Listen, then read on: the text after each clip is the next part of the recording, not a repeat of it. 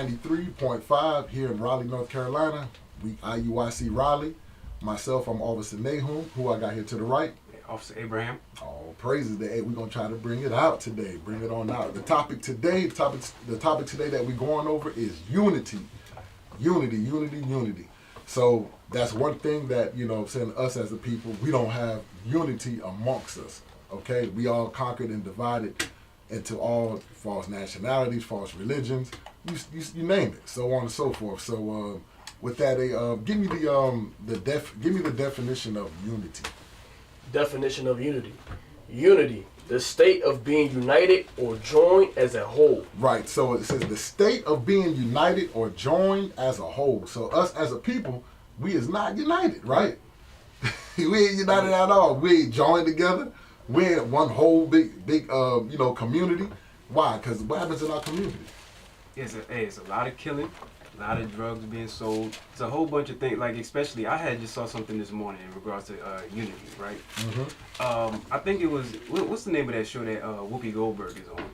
I forget the show. She got what is it? I can't remember the show. Yeah, I ain't seen it. I hadn't watched it in a while. I know it comes on like in the morning or something like that. Yes. But I think it was a different cast and whatnot. But I had saw it this morning in regards to unity, and they had one of the women that came from Housewives, Atlanta Housewives. Oh. And the drama show. Yeah, it was a drama. So she came onto the show, and then it was like she was applauding women leaving their husbands and divorcing them, and then she was like, because I went to I started traveling, I became my own business owner, right? And then the guy came up, and then he's like, well, you shouldn't applaud women for doing that. He said, if anything, that's why you have 2 failed marriages, and Whoopi over here is alone. Uh-oh. He said, y'all need to be mindful about how y'all do these things. Y'all need to, like children, progress when they have a 2-parent household. Right. So in regards to unity, to your point, go ahead. Yeah, that's heavy point there. You know what I'm saying? Our people, as we try to come together, guess what? There's always some negativity. There's always some fighting, some arguing, some gang violence. You name it. Even think about it. Even when we have our family reunions, right? So it's bad. Like a lot of us, we have to come together on a funeral. You know what I'm saying? And on the funeral times, think about it. You ain't seen that family member in years. And the only thing that's going to bring us together is a family member or a friend that died. You know what I'm saying? That died from a sickness or whatever the case may be. But that's the only thing that usually bring us together. Read that definition one more time. Unity, the state of being united or joined as a whole. Right. So the state of being united or joined as a whole, okay? So that's something that lacks in our community, that lacks amongst our people, okay? So give me Zephaniah chapter 2 and verse 1. Because the Lord, you know what I'm saying, the Most High tell us, look, hey, we got to have this unity. We got to have this amongst our people. If we don't have this, guess what? You know what I'm saying? Hey, you ain't nothing. Right. Go ahead, read that. This is the book of Zephaniah, chapter 2 and verse 1. Gather yourselves together, yea, gather together, O nation not desired. Right, so we commanded to gather together. So gather yourselves together, yea, gather together, O nation not desired. Okay, so we that nation that's not desired. You know what I'm saying? We live in the ghetto, slums, the projects. We going through it.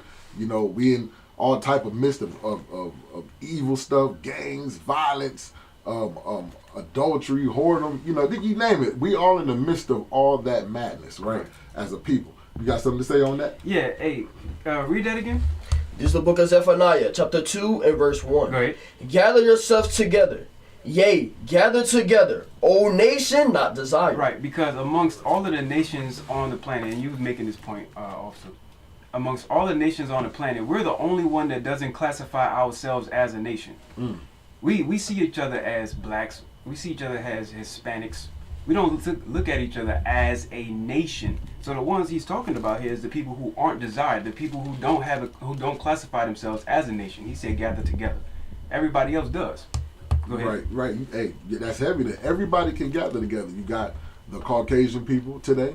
You got the Asian people. You know what I'm saying? That go into the Chinese people. You got the Japanese people, the Arab people. Guess what? They're even the East Indians in them, right? We here in Raleigh. If you go to what is it, Morrisville and Chapel Hill. Even Cary. Guess what? You will see a big community of those East Indians. You know what I'm saying? That they out there, and guess what?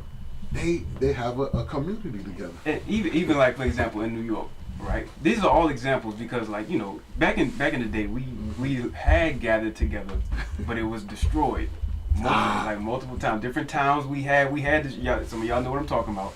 You had Garvey, you had Demorvexy is even further back. Rosewood, but in New York they have like Chinatown. They have their own little spot right there. They have what's some other? I'm not from New York, so I don't. Yeah, they have, like, let's say, like here in North Carolina, Durham, right? Durham had what officers going into, he's talking about Black Wall Street. Okay, think about it, we were just coming out of slavery during this time, you know, so we just come out of slavery. Even the Trail of Tears, they could go back to the so-called Native Americans too, as well, because we was all together. We was in those communities in Tulsa, Oklahoma. That's the most famous one is Tulsa, Oklahoma. So we, you know what I'm saying, we had a big community. We had banks. We had all type of stuff there that make a city thrive. You know what I'm saying? Like what we could read about in Sirach chapter, you know what I'm talking about, Sirach 39, is it 39 or 38? About a city can't be inhabited with all those things. Yeah, Sirach 38. Yeah, get that for me real quick. Let's get that real quick. Sirach 38 real quick.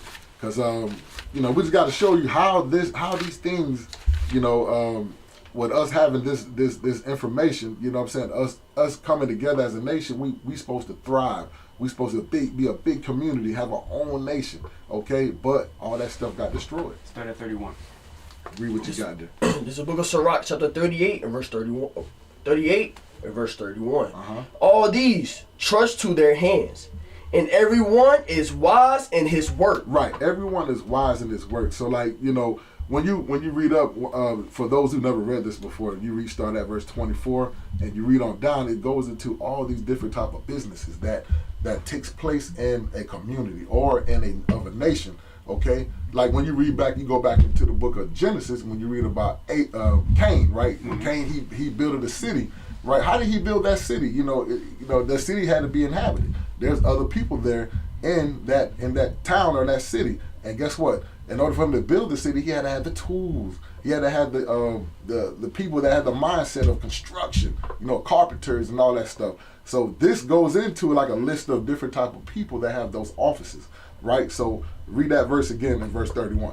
This is the book of Sirach, chapter 38 and verse 31. All these trust to their hands, and everyone is wise in his work. Read. Without these cannot a city be inhabited. Hear that said, without these cannot a city be inhabited, right? So, you know, it touches on that when you, I forgot to bring that book. I wish I could have brought the book, you know, from Babylon to Timbuktu. I was thinking about that book. It had the different little things that we did before we got brought over here. Go ahead. Right. It showed you that we had knowledge, we had wisdom. You got to think about it. Hey, how did we build them pyramids over there in Egypt? You know what I'm saying? How did the Native Americans build pyramids here in America, right? You know, we can see the pyramids and the temples.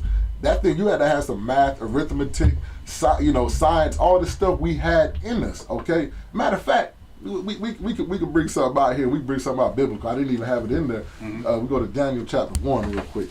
Go there right fast. We'll go to Daniel, and we'll show you what Nebuchadnezzar, he known this stuff right here. He said, hey, we got to get these people here because they have these knowledge right here. So, you know what I want. Daniel 1, and let's see here real quick. Start at verse 2. We'll start at verse 1. This is the book of Daniel, chapter 1 and verse 1. Read. In the 3rd year of the reign of Joachim, king of Judah, came Nebuchadnezzar, king of Babylon, unto Jerusalem and besieged it. Right, so this is going in history right here. This is when Israel, Judea, Judah, you know, so the land of Judea, this is going into the tribe of Judah, Benjamin, and Levi. Okay, this is the Jews. Those 3 tribes make up the Jews, and they were besieged by the Babylonians, who are the what you call Iraqis today, and what they call themselves Chaldeans or Chaldeans in Arabic, because the H is silent. Read. And the Lord gave Joachim, king of Judah, into his hands, with part of the vessels of the house of God, which he carried into the land of Shinar. Shinar is the ancient name of Iraq today. Okay, read. To the house of his God, and he brought the vessels into the treasures house of his God. Right. So he took all our vessels, all that stuff, all our holy things, except for the Ark of the Covenant. Okay, he took all those other stuff, and he had it in his temple of his God. Okay, read. And the king spake unto Ashpenaz, the master of his eunuchs, that he should bring certain of the children of Israel, and of the king's seed, and of the princes. Right. So now he said, we got to bring certain ones. He didn't say bring all of them. He said there's certain ones of the king's seed. Okay, this royal seed right here, it has some wisdom and some knowledge. We're gonna read. Children in whom was no blemish. Right, no blemish. I mean, they had perfect color. You know what I'm saying? They wasn't blotchy in their skin. You know, they wasn't light skin or dark skin on one side. There was no blemish in them. Yeah, okay, it was ruddy. Ruddy. They were ruddy. That, not red. That means they had no blemish. They were ruddy. That's what it's talking about. Right. Read. But well favored and skillful in all wisdom. Hear that right there. Read that again. It was what? And well favored. Well favored, right? Read. And skillful in all wisdom. It had skillful in all wisdom, right? What is the wisdom with that? Remember that what we read back here in Sirach 39, right? They said all these are wise in their hands, right? That wisdom. They said they had all that skillful, right? Read. And cunning and knowledge and understanding science. Understanding what? Science. See, that's science right there. Hey, our forefathers and them was smart. You know what I'm saying? Hey, they didn't, you know what I'm saying? They weren't no dummies like what we see today. You know what I'm saying? They had knowledge. They understood science. Okay, read. And such as had ability in them to stand in the king's palace. Hear that? They had to be able to stand in the king's palace. What is that going into? Stand in the king's palace, meaning they had these men were well mannered. Okay, they knew how to speak in front of people of higher stature. You know what I'm saying? Like in order for you to speak amongst a king or a president or a judge, a lawyer, you gotta have wisdom in your speak and your talk and how you conduct yourself. I mean, you can't be no wicked person or talk all foolish and stuff like that. People are gonna look at you crazy, but they didn't. These men understood that, right? Read. In whom they might teach the learning and the tongue of the Chaldeans. Right. Them, so that way they could teach them that language. Why? But they were forced to become eunuchs. Okay. Why? Because they had to be in the king's palace. What's in the king's palace? Their women. They're gonna have their women amongst them. So there's certain children that is talking about. Let's go jump to verse 6. Verse 6. Now among these were the children of Judah, Daniel, Hananiah, Mishael, and Azariah. Right, so all of them, those three right there, that's what you would call, it was going into those four, outside of Daniel, but it was going into the three holy children along with Daniel, right? They were known, and guess what? They were forced to become eunuchs. They got the manhood cut off and chopped off, okay? Why? So that they wouldn't mess up and sleep around with the women or have, what do you call it, fornication and stuff like that. So they had to do that thing, you know what I'm saying? So that productive organ don't work. So they don't have that, they don't get what you would call it, had to have get horny or whatever. Yeah, they didn't want any of us to sleep with the ones that were in there, the Chaldeans that was in there. They wanted them to be able to focus on the king's office. Right. The book that was referenced was Babylon Timbuktu, and there's another one. This book called Black Pioneers of Science and Invention is by Louis Haber. So it's Black Pioneers of Science and Invention. A lot of the stuff that's used today, the inventions that we use freely today, such as things like I'll even say this, stop sign, stop light, washer, dryer, you name it. A lot of things that you didn't even think about. They have black men and women that invented those things, and it's proven. Black Pioneers in Science and Invention is one of those books that have it. Babylon Timbuktu also mentions, and I was trying to find the page while I was over here, but we were artificers, we were treasurers, we were kings, princes, jewelers, we were architects, engineers. All of these things we were before we had got brought over on this side. The common misconception is this: when in 1619, depending on, I know they don't teach it that much now in school today, but in 1619, who were we before 1619? Who did we serve before 1619? What did we look like? How did we dress? What was our conduct? How did we speak one to another? Did we rule the world at that time? Right. Where were we at? Were we? They always say, or we always hear, that we were just monkeys swinging from trees. We was in a very poor, like how it looks damn near right now. They was like, oh, let's get those poor, sorry looking black people, and let's bring them on ships and bring them over this way. But what were we? We were the inventors. We were kings. We ruled that side of the world, and then there was a war that had happened. When we lost the war, we became war captives, and it didn't come first from Africa. It came first from Spain, and the Pope had did that. The Pope had signed an executive order, or a papal bull is like what it's called in history, and he had said, go and get them, and then bring them over towards the west coast of Africa, the Ivory Coast, the Gold Coast, and then from there bring them all over on this side of the world, the Western Hemisphere. Real quick, go to Deuteronomy chapter 28. Let me show you what hinders our unity. What really hinders our unity is the fact that we don't have knowledge. And the priest, the so-called priests today, the pastors today, fail to teach you proper good knowledge. They fail to give you good sense because they have no sense. Watch, let me show you something. Give me that. Deuteronomy 28:68. This is the book of Deuteronomy, chapter 28 and verse 68. Read 15 for me, please. Verse 15. Go ahead. But it shall come to pass. Back up from the mic just a little bit.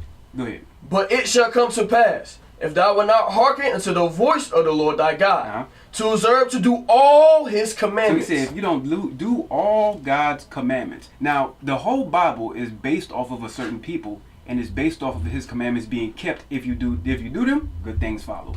If you don't, now you have a whole Bible full of stuff to read about what happens when you don't keep his commandments. Watch, come on. In his statutes, which I command thee this day. You don't do what God says, go ahead. That all these curses shall come upon thee and overtake thee. So the thing that we have to figure out is, if we're reading something that happened, right here, and it says curses are going to come upon a people, then who is this going to look like today? If this is it, let's see, verse 68. Verse 68. Come on. And the Lord shall bring thee. So now, the people that he's talking about, that he's talking to, he said, you have to keep my commandments. If you don't, then bad things are going to follow. So whoever he's talking about, this happened to them. Read that from the top again. And the Lord shall bring thee into Egypt again. So he said he'll bring you into Egypt again. Now, Egypt, before the Israelites, that's what he's talking about. He's talking about the Israelites. They were in Egypt before. This time he said, I'm going to bring you back into that same kind of slavery, but this time how? With ships. So here's the question you got to ask yourself. Who in the world went into slavery with ships?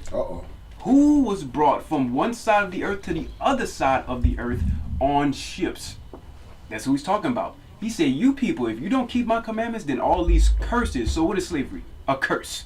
That's what he's saying. Read it from the top again. Verse 68. Come on. And the Lord shall bring thee into Egypt slavery again. So, hey, I want you to do me a favor. When you read Egypt, say slavery. Let's see what happens. Come on. And the Lord shall bring thee into slavery again. Go ahead. With ships. See how that connect? Go ahead. By the way whereof I spake unto thee. Thou shalt see it no more again. That Egypt that you once left from, you ain't gonna see that again. But this time you're gonna go into a new Egypt, and you're gonna see this one, and you're gonna get there by ship. Go ahead. And there ye shall be sold unto your enemies. Be sold unto your enemies, black man and black woman. Go ahead. For bondmen and bondwomen, and no man shall buy you. Nobody would redeem us. That's why I also was bringing out earlier, and he was hitting at it. We had Marcus Garveyites, right? He tried to redeem us back in the 20s when he had his ships, he had his industry, he had economics. Everybody loved economics. He tried it. Nope. What about Martin Luther King? Now, it's no disrespect to these men. These men are great at what they did. They are influencers. They were leaders. There would never be any disrespect come out of our mouth about these men. They were good. Hey, look, those men, they helped pave the way for us to do the things that we could do today. Right. They helped pave the way. There will never be disrespect come out of our mouth about those men. But they did not redeem us from the curses God said will come upon us because we didn't keep his commandments. Marcus Garvey, he tried and it didn't help. Right? Sojourner Truth, there was a woman. She tried, didn't help. Harriet Tubman, she tried, didn't help.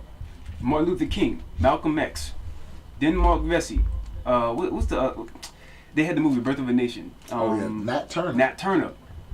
All of these tried, did not help. Even some of your revolutionaries that was in Africa, some of your revolutionaries that was in Puerto Rico, all of those places, it didn't help.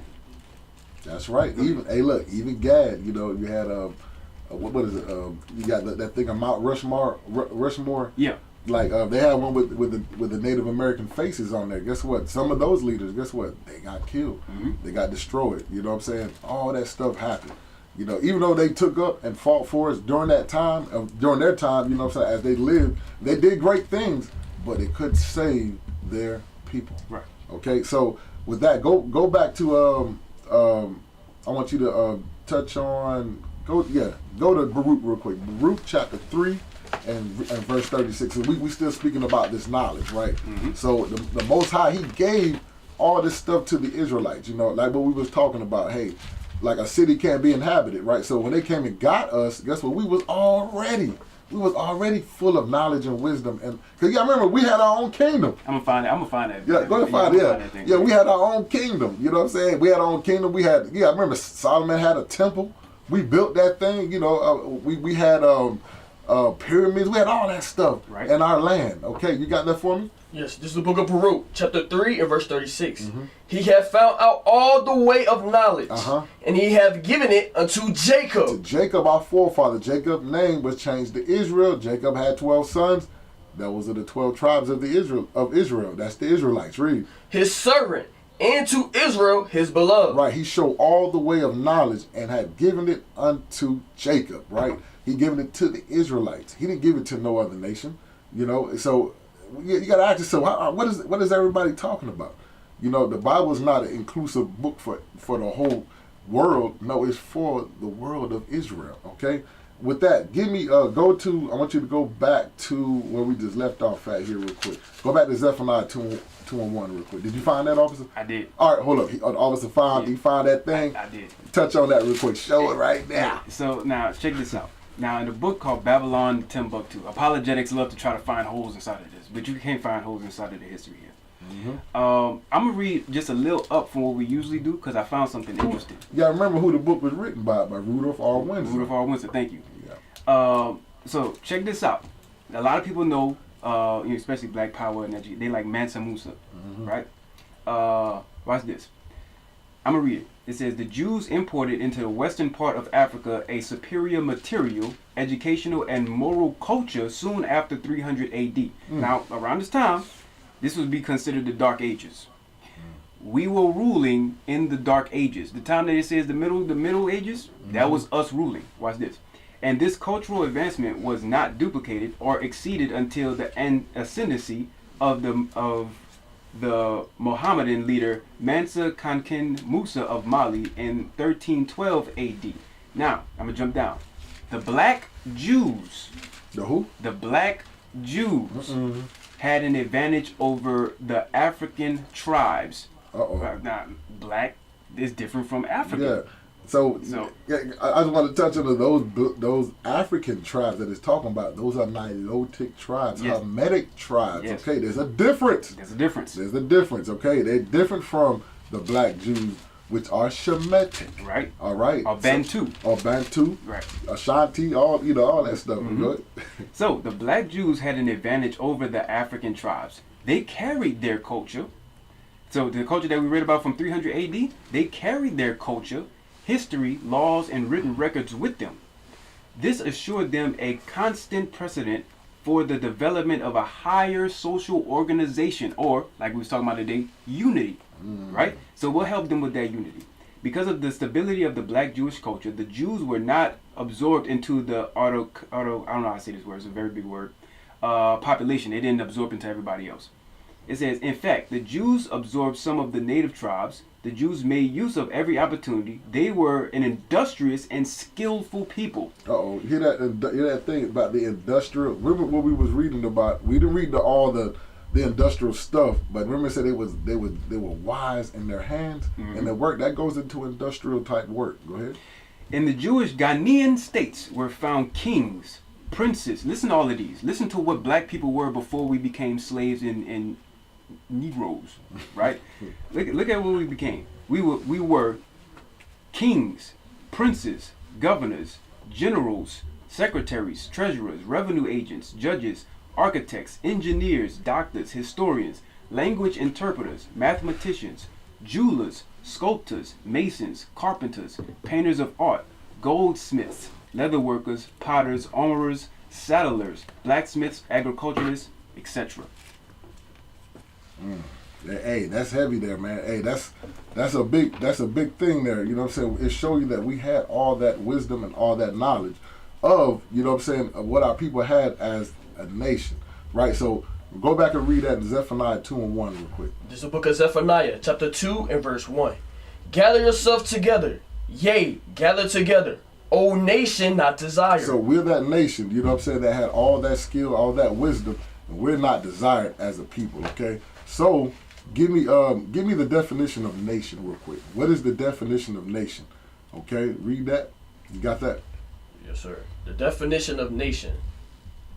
The part that says a large body. A large body of people united by common descent, history, culture, or language, inhabiting a peculiar country or territory. Hear that? So read that. Let's read that definition one more time. We're going to break it down. Definition of nation.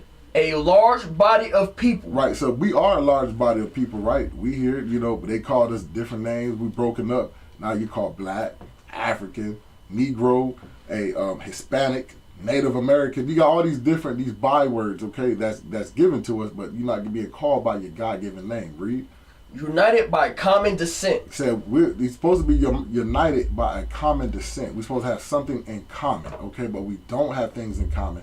Everything that we try to associate ourselves with is evil, okay? That's gangs. We think that's our culture. Hip hop. We think hip hop is our culture. Read on. History. History, right? We're supposed to have that same history, right? The history of what it's going into is this Bible, where we can read about our forefathers, right? We talk about Romans 15:4, like whatsoever things written aforetime were written for our learning, that through patience and comfort of the scriptures that we might have hope. Read. Culture. Your culture, right? So those are things that you eat, you know what I'm saying, your food, you got what goes into your dietary law. All that stuff here is mentioned here in the Bible, what we're supposed to get. Read. Or language. Your language that you spoke, right? The language that we spoke was Hebrew. Okay, there's historical books that show that the Native Americans on this side, they spoke Hebrew. When they got the slaves from the west coast of Africa and different parts of Europe, guess what? They spoke Hebrew. Read. Inhabiting a particular country or territory. Right, because we're not in our homeland, right? We're not in where we supposed to be at. Go to Galatians 4:26 real quick. Galatians 4:26. You got something you want to bring out real quick, officer? No, go ahead. All right, give me Galatians 4:26. This touches on where our homeland is, okay? Because right now, you know what I'm saying, you ask somebody, where's your homeland? Where's your motherland? You know, what is the motherland? They're going to say Africa, right? So there's a whole bunch of different slew of countries that's in Africa. But it is in Africa, but we got to find out where at, all right? Read what you got. This is the book of Galatians, chapter 4 and verse 26. But Jerusalem. Who? But Jerusalem. So you know Jerusalem, which is Northeast Africa, not the Middle East. Middle East is a new thing that came up. All that was called Northeast Africa, but which is part of the land of Canaan, okay? The land of Canaan in the Bible. Read. But Jerusalem, which is above, is free, which is the mother of us all. Which is the motherland, okay? That was the Garden of Eden, okay? That's where Adam was created, from the earth, right there, okay? In Jerusalem, okay? That's what that's going into, all right, Jackson? Yeah. Let me say something real quick. Hey, what helps with the unity is marriage. What helps with the unity is marriage. When we have a failed, per se, marital system with us in our community, then that's what's going to help. That's what's going to hinder our unity. We need to be able to know how to stay within our own race. We need to stay within our own race. Let me show you real quick. Sirach 26:20. Get that real quick. Yeah, Sirach chapter 26 and verse 20. Right. This is the book of Sirach, chapter 26 and verse 20. When thou hast gotten a fruitful possession. Right. So this right here, marriage. Watch this. Go ahead. Through all the field, sow it with thy own seed. Read. Trusting in the goodness of thy stock. Go ahead. So thy race. So thy what? So thy race. So your race. This is how you know it's talking about being together one with another, marriage. Go ahead. Which thou leavest shall be magnified, So having the confidence of their good descent. So having the confidence of their good descent. So that being said, we have to be mindful about what kind of things we do as an example to our young and to our nation. When we have these relations with other races, right? Because they had a situation that happened not too long ago. when we have these situations that happen with other races, then, for example, I forget the thing. They had a brother that wound up getting killed because he was married or he was with another race of women. If he had stayed with his own race, now he probably would have went through some crap because he had went through that with his own. But if he had just followed through with what the Bible says, he would, or if he knew what the Bible says, then he probably would have been all right. He would have definitely been all right. But marriage is one of those things that happens to hinder unity because we don't like to either stay married or we don't like to be with our own race. All right, you give me that again. This is the book of Sirach, chapter 26, verse 21. Matter of fact, read Hebrews 13:4. This is the book of Hebrews, chapter 13 and verse 4. Mm-hmm. Marriage is honorable in all, and the bed undefiled. But whoremongers and adulterers, God will judge. Right, whoremongers and adulterers, God will judge. God will judge. God ain't with boyfriend, girlfriend. He ain't with that. He don't rock with that. Okay? He's with unity underneath marriage with male and female, right? He's with unity with that. Anything outside of that union right there, he ain't with it. However you want to slice that up, he's not with it. If it's not male and female together and there's marriage with that, he ain't with it. Right. Yeah, he ain't with that thing. You know what I'm saying? He wants you to sow it with your own seed. He wants you to be with your nation, your people. Because if not, if you go outside of that, guess what? You hate your nation. That's what Officer bringing out there. I'm glad he brought that out about that. Go to Sirach chapter 25 and verse 1 real quick. Go there real quick. Sirach 25 and 1. And that goes into, this part here goes into the marriage, and it goes into us as a nation. You know what I'm saying? How we supposed to be in our community amongst our people. Okay? So read what you got. This is the book of Sirach, chapter 25 and verse 1. In three things I was beautified and stood up beautiful both before God and man. Right. So this thing here is a beautiful thing. This was stood up both beautiful before God and man. The most important thing, this thing is beautiful in the eyes of the Most High. Okay? So read what you got. The unity of brethren. So he let us know the unity of brethren, right? We got to have that unity amongst each other. You know, us meaning being peaceful, having good times together. We ain't arguing, we ain't gang banging and stuff like that, or beefing with one another. Read. The love of neighbors. The who? The love of neighbors. Right. So there ain't no neighborly rivalry. You know what I'm saying? I'm me and him fighting over some foolishness. You know what I'm saying? He stepped on my yard, or his dog used the bathroom in my yard. The next thing you know, we fighting, we beefing. Our kids got issues against each other, and it turns us against each other. But we should be able to work those things out, talk it out amongst ourselves as being civilized people. Right? Read. A man and a wife. A who? A man and a wife that agreed together. Right, a man and a wife that agreed together. He didn't say a man and his girlfriend. He didn't say a girl and her boyfriend. It said a man and his wife, meaning they're a marital couple. Okay, and there's no issues. It's showing there's no single family household. Okay. You don't see the mother by herself, or they call each other baby mamas and baby daddies. That's a new thing here on the earth. We ain't never called ourselves that. You'll never see that word in the Bible. You know what I'm saying? Baby mama, baby daddy. Or if you got baby mama drama, baby daddy drama. So that thing is not beautiful in the eyes of the Lord. Okay, and then it's not what do you call it? It shows you that it's not a nucleus household. You don't have a nucleus family, but when you see TV, they portray, you see most, like, what do you call it, so-called African-American shows. Guess what? It's always usually a single family household. You got the mom by herself, coming up. She ain't got no man in the house, you know what I'm saying? Or she live in the projects. Or the man, he ain't doing nothing, he's struggling. It just shows you there's always arguing and bickering back and forth. Okay, chest bumping. So read that again. In three things I was beautified and stood up beautiful both before God and man. The unity of brethren, the love of neighbors, a man and a wife that agree together. Right, a man and a wife that agree together. That thing there is beautiful. That's what we're supposed to have as a nation, because the nation start with a marriage, between a husband and wife. Guess what? They start having children. Think about how Adam and Eve started. Boom. Hey, now then you have a population of people, right? But everything was through marriage. Okay. All right, go to, I want you to, let's see here real quick. Let's hear my notes. Go to, Read that definition again one more time of nation. Nation, definition. A large body of people united by common descent, history, culture, or language, inhabiting a peculiar country or territory. Right. So that was us in our territory at one time. One upon a time, we had that unity amongst ourselves. But guess what? You know, something happened.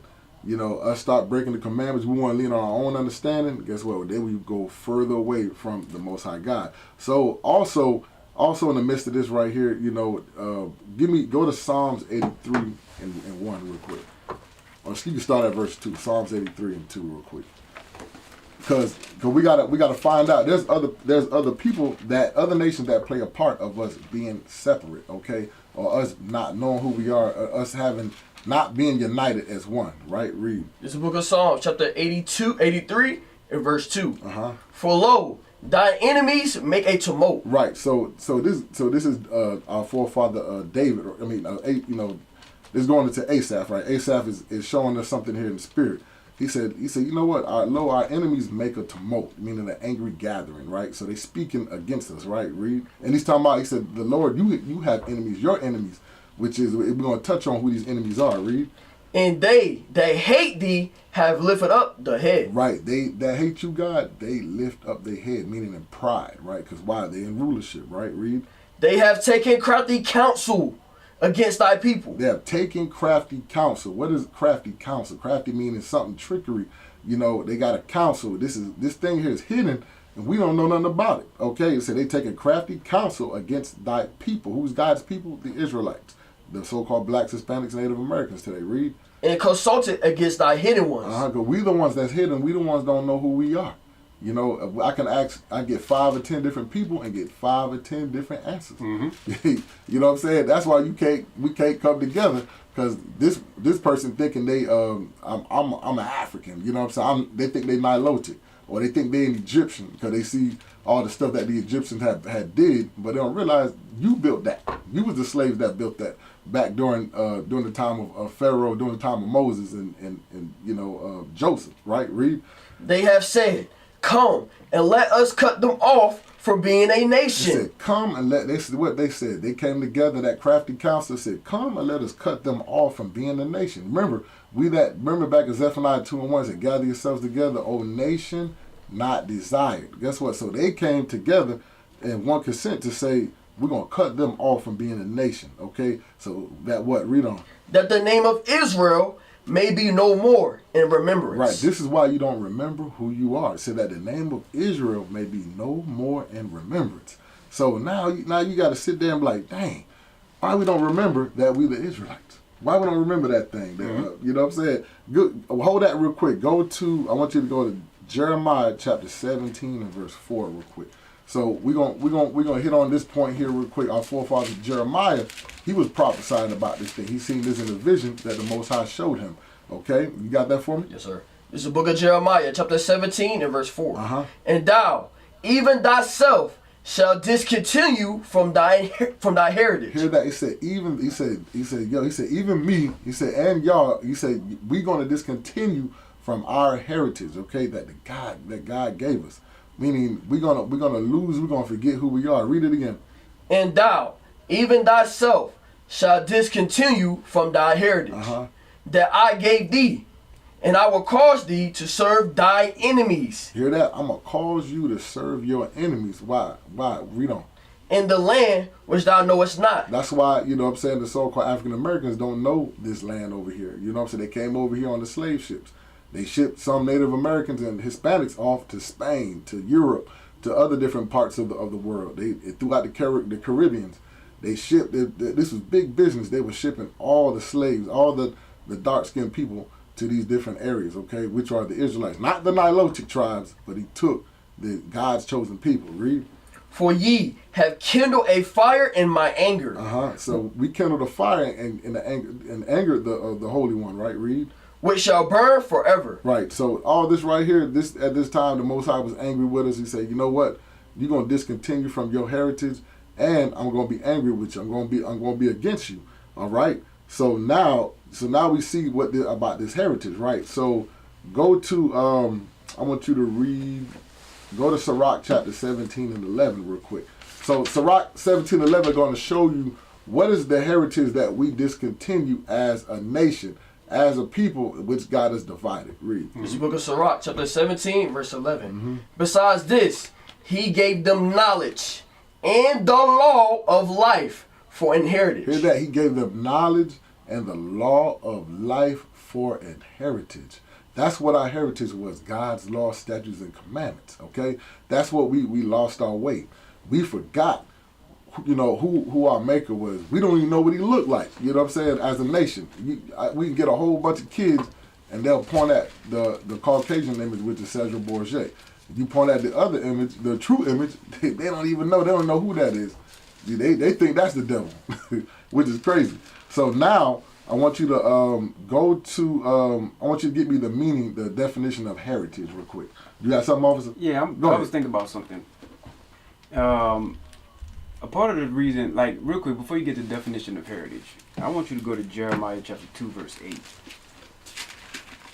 I want you to go to Jeremiah chapter 2 and verse 8 real quick. Jeremiah 2 and 8. You got me? Yes, sir. Go ahead. This is the book of Jeremiah, chapter 2 and verse Let me 8. see if that's it. Yep, that's it. Go ahead. The priest said not, Mhm. where is the Lord? So now, the priest, right here. Well, it's going to say who it is, who it's going to talk about. Go ahead. And they that handled the laws knew me not. And they that handle the law knew me not. Go ahead. The pastors. The who? The pastors. The pastors. So the ones he's talking about is the pastors, right? When this Bible comes out the way that it's supposed to come out, it's all out war against Christianity and these pastors, these false prophets out there. They don't know who God is, and they don't ask to really figure out who he is to be able to deliver that information to the people. Give me that again. Read that from the top. The priest said not, So the priest did not say, go ahead. where is the They Lord? didn't ask or really try to find where is the Lord. If they did, then they would have started to go precept upon precept, giving proper doctrine, proper understanding. Go ahead. And they that handled the law And they that handle the law, like they hold this book and then they use it and lie on it. Go ahead. knew me not. They don't know God. Go ahead. The pastors also transgressed against They me. transgressed and committed sin against God. Go ahead. And the prophets prophesied by Baal. So they prophesied by Baal. So now you got to wonder, who is this Baal? Who is this devil that they prophesied by? The one who you call Jesus that has the pale skin, right? They prophesied by that. What's one of the things that they prophesied by? Hold that real quick. I'm about to go on it just for a second. Go ahead. John 3:16. Uh-oh. They prophesied by Baal. Uh-oh. So now he's going to be about to bring out the most, quoted scripture that you see on the back of people's cars, you see on people's shirts. Yeah. Hey, look, even what's his name had it on this doing wrestling. What's his name? Stone Cold Yeah. Steve Austin. Yeah. Steph Curry have it on his shoes before he played basketball. Hey, read that. This is the book of John, chapter 3 and verse 16. Now, all of this that we're reading, you can go in a lot of ways with this, but all of what we're reading is the reason why we're not unified. Because if we don't know our God, then we'll never be unified. It's not like that with every other race. Every other race, they have their own little thing that they can do. They can be whatever they want to be and still be unified. But when we don't come to our God, then we will never be unified. Because we have priests among our own that's of our own that prophesied by the devil. And the devil's doctrine starts out like this. Let me show you an example. Give me that. This is the book of John, chapter 3, verse 16. Watch. For God so loved the I world can hear Christian now. Go ahead. that he gave his only begotten Son, Read. that whosoever believe in him Right. shall not perish, but have everlasting life. Now, if I was to just, as it is, without breaking it down, leave it right there, you'd be like, everybody on the planet can be saved. God loves the entire world as it is, and everyone in it. He didn't give this law, he didn't give this Bible to everybody on the planet. All you have to do, Christians, is read a little up. Go up a little bit. Verse 14. Watch. And as Moses lifted up the serpent in the wilderness. Pause. Now, you have to ask, did he lift up that serpent to everybody, that like all nations, every nation on the planet in the wilderness? No. That wasn't to every nation on the planet. It was only to the Israelites. Go ahead. As Moses lifted up the serpent in the wilderness. Go ahead. Even so must the Son of Man be lifted up. So the same example how Moses, think very hard about this for a second. Don't think too hard, you might hurt yourself. He said, as Moses lifted up the serpent in the wilderness, let's find out who he did that to real quick. Go to Numbers real quick. Because he said the prophets prophesied by Baal, the pastors prophesied by Baal. They used John 3:16, Galatians 3:28, 1 Timothy 4:4. They used these little doctrines, these scriptures that they got from the slave Bible back when we was on a plantation. They used those scriptures and then they say, hey, we give y'all this, give y'all a little something, and we may have whipped your back, we may have did horrible things to you, but believe in Jesus. And by the way, Jesus looks like us, and that's not true. God don't look like them. Jesus don't look like them. He look like us. Watch, come on. This is the book of Numbers, chapter 21 and verse 5. They want to spit in our face and then say they didn't spit. Come on, read that again. This is the book of Numbers, chapter 21 and verse 5. Go ahead. And the people spake against God and against Moses. So I want verse 6. Verse 6. Go ahead. And the Lord sent fiery serpents among the people. So now this is going into the history that mentioned in John chapter 3 verse 16. All of what I'm bringing out, I want you to forget, plays into why we're not unified. When we're taught false doctrines, when we're taught wrong ways, when we're taught by prophets of Baal, we will never be unified. So let's correct that for a second. Go ahead. And the Lord sent fiery serpents among the people. And they bit the people. And much people of Israel go ahead, died. Read. Therefore the people came to Moses and said, we have sinned, for we have spoken against the Lord. Read a little faster. And against thee. Pray unto the Lord, and he take away the serpents from us. So now let's see what Moses did. Go ahead. And Moses prayed for the people. And the Lord said to Moses, Read. make thee a fiery serpent, and set it upon a pole. And it shall come to pass that everyone that is bitten, when he look upon it, upon the serpent that was lifted up in the wilderness, go ahead, shall live. And Moses made a serpent of brass. So now pause right there. What I want you to do, go back to John chapter 3 verse 14. I want you to hear something that's very key. Watch this. See, he bringing that out there. Hey, somebody getting mad. Somebody getting angry about this thing. You know that, right? Yeah, man. Let's go. This is the book of John, chapter 3. Verse 14. You should never drop it. Let's go. And verse 14. And as Moses lifted up the serpent in the wilderness, even so must the Son of Man Even so must the Son of Man, must the Son of Man. So if the serpent was lifted up in the wilderness to Israel, right? The Son of Man is going to be lifted up to who? Israel. That's who he's talking about. He said the same way how back in the past Moses had to lift up the serpent so that way you won't die if it bit you and you look upon it and have life, the same way that the Son of Man will be lifted up so that way you Israelites can have everlasting life, that you can live forever. That's what he's talking about right here.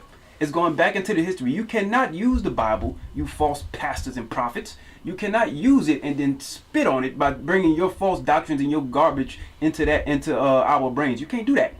No. The real understanding comes out with this. When you go precept upon precept. Go ahead.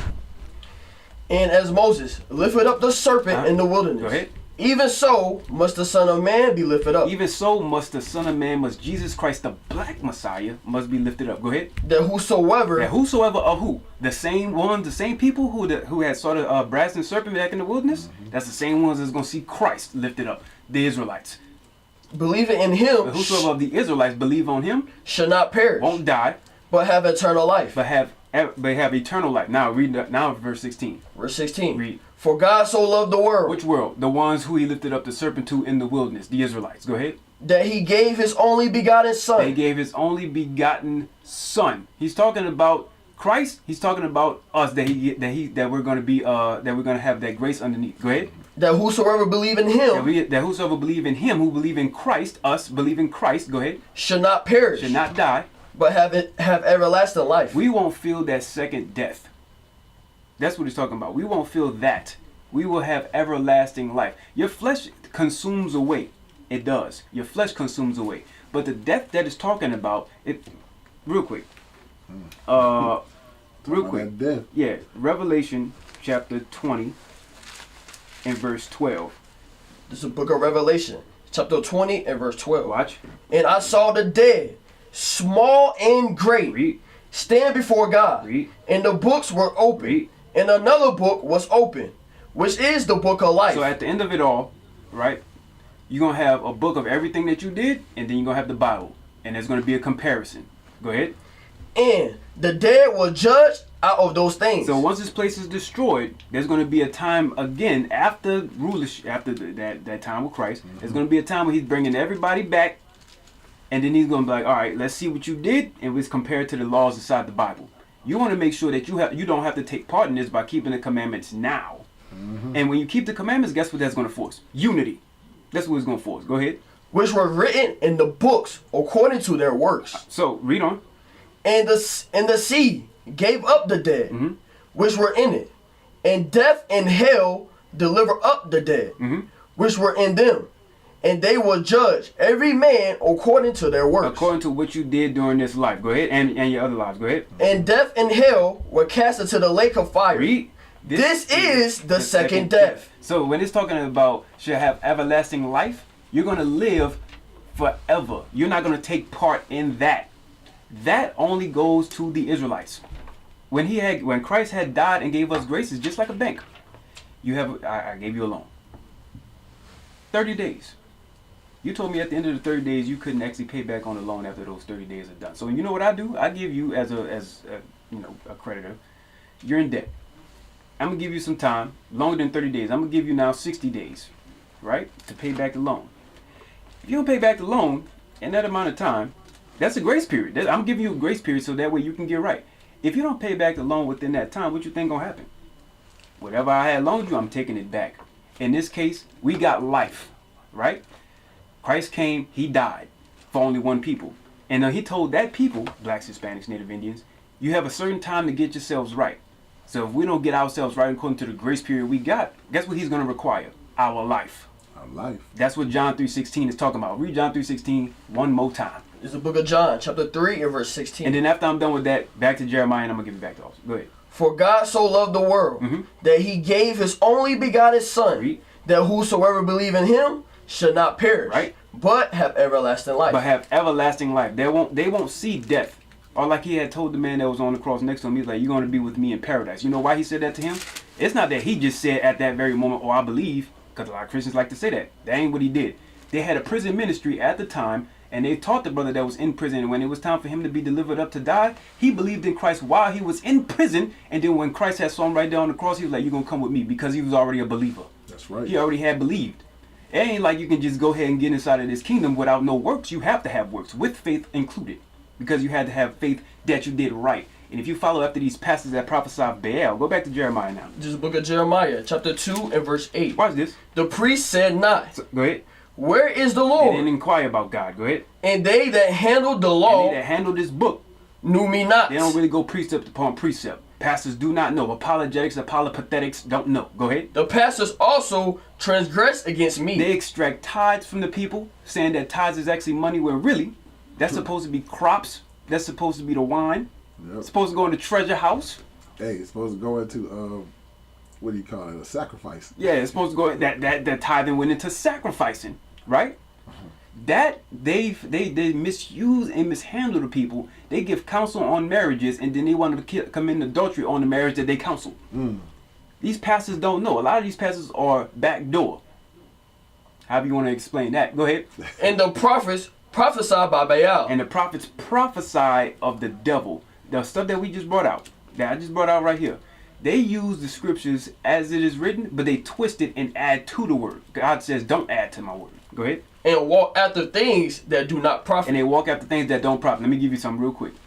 Christmas, that don't profit, because that ain't of the Bible. Easter, that don't profit. That's not of the Bible. They prophesy Baal. Independence Day, you were slaves during Independence Day. 1776, guess what we were at? Still picking cotton. We had to wake up that very morning and get whipped. What else? New Year's, that ain't the real New Year. What's another one? Oh man, I'm losing them now. Valentine's Day, that ain't real either. All them holidays have nothing to do with God. That's when they prophesy of the Baal. That's what hinders our unity. You know. So go ahead. Right. So I mean, just to back officer up, go to get a Malachi 2:7 real quick, just to show you what's supposed to come out of the priest's mouth. The priest supposed to be teaching God's words. Okay, That's something that's supposed to bring us in unity. Yeah, think about it. We're supposed to come together in unity and hear God's words, right? Read. This is the book of Malachi chapter 2 and verse 7. For the priest's lips should keep knowledge. Hear that? Said the priest's lips, his lips, right, should keep knowledge, right? Knowledge meaning coming out from somewhere. Read. And they should seek the law. The who? The law at his mouth. So the law and the knowledge is going into the same thing. The lips, and they should seek the law out of his mouth. It's telling you it's all in one and the same. So that's what the pastor's supposed to be teaching. God's law, statutes, and commandments, okay? That's what we're supposed to be doing when we come together, okay? And when you go back to Zephaniah 2 and 1 real quick. Go back there one more time real quick. So it's showing you when we come gather ourselves together, right? You got it? This is the book of Zephaniah chapter 2 and verse 1. Gather yourselves together, yea, gather together, O nation not desired. So God is telling us to come together as a nation, okay? We that nation that's not desired, we supposed to come together and unify under Christ, right? That's like what we got here with the name of our church, Israel United in Christ, okay? So that's what that's going into. So now, go back to Psalms 83 real quick. Psalms 83 and start at verse 3. Psalms 83 and verse 3, just showing you about this crafty counsel, okay? You got it? This is the book of Psalms, chapter 83 and verse 3. They have taken crafty counsel against thy people and consulted against thy hidden ones. Who's the hidden ones? That's you blacks, Hispanics, and Native Americans. You the Israelites. You don't know who you are. Your name, think about it. Your name, your nationality right now is probably about 400 something years old.